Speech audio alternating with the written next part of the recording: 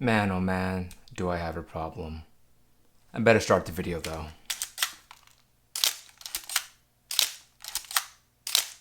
Hello everyone and welcome to BHT Studios.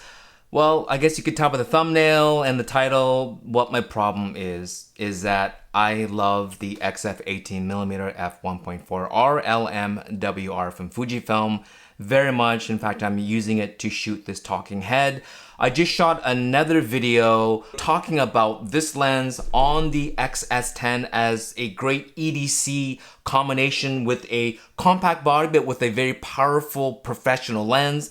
And I thought I would do a talking head segment. And as I looked at it on my MacBook, I'm like, man alive, that lens looks great for talking head. Now I do use my 16-80 for almost all my studio work, both product photography, talking head, overhead shots, although sometimes I do use my 10-24, but very versatile lens. The only issue really is that it is f4. And so when you do want shallow depth of field, it's very hard to get. Now you can get it at 80mm, but definitely not at 18mm because, well, f4. And I look at f1.4, I'm like, man alive, it just looks fantastic. Now, a lot of you guys know I mention this all the time that my favorite field of view is the 28mm.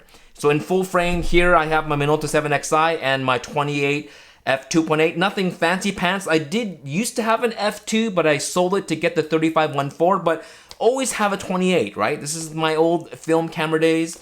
And as well as I started off with the X700 with the 20 f2.5. And again, I always say this is like the radioactive lens that I have, but you know, for manual focus, I have a 28. As well, even in the digital world, this is the X70. Love this 18mm lens with a 28mm equivalent, but Fujifilm discontinued it, but I love this camera. And the Ricoh GR3. This is my EDC. I always have it with me and love the field of view. This is just kind of what I shoot with. And even when it comes to the X100, this is my X100F with the WCL X100. So give me a 28mm. I think it even says right there, doesn't it? Doesn't it say 28? Doesn't it say 28mm equivalent? Yes, it does. So this even converts the X100 to a 28mm equivalent field of view. So I just love this field of view. And now that I have an f1.4, a Fujilux version of this lens, because I was never a fan of the 18 f2, and I refuse to call that a Fujicron, because the Fujicron isn't just about f2, but it's also about that compact, lightweight, but also with that stepping motor for fast, quiet, accurate autofocus. So to me, the 16 f2.8, although it's not an f2, I wish it was an f2, to me it's still, in spirit, it is a Fujicron. But the 23 f2, the 35 f2, which I own, and the 50 f2, all of those are Fujicrons. I love it, but having that Fujilux, having that extra one stop of aperture makes a huge difference. And you guys have seen all my shots with the 18-1.4. Now, I kind of want to buy it, especially because I'm looking at this talking head piece. Now, I am at f1.4, as I mentioned. I don't need to be when it comes to talking head. It is maybe a little bit too bocalicious. I apologize for coming this close. But you could still kind of get that pop even when it's 18mm wide. And I'm not going to get rid of the 16-80 because I'm still going to have to do product photography.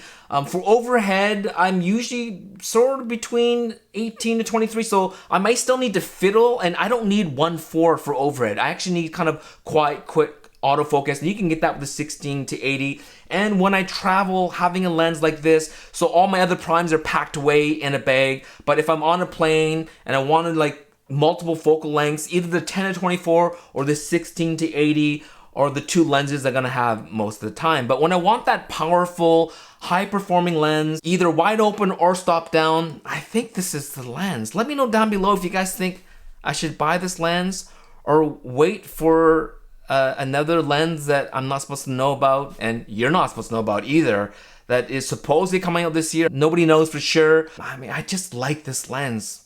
So I'm a little sad because I have to return it back to Fujifilm. I asked for an extra week with it, but they said no. But I do appreciate that they sent this out for the second time.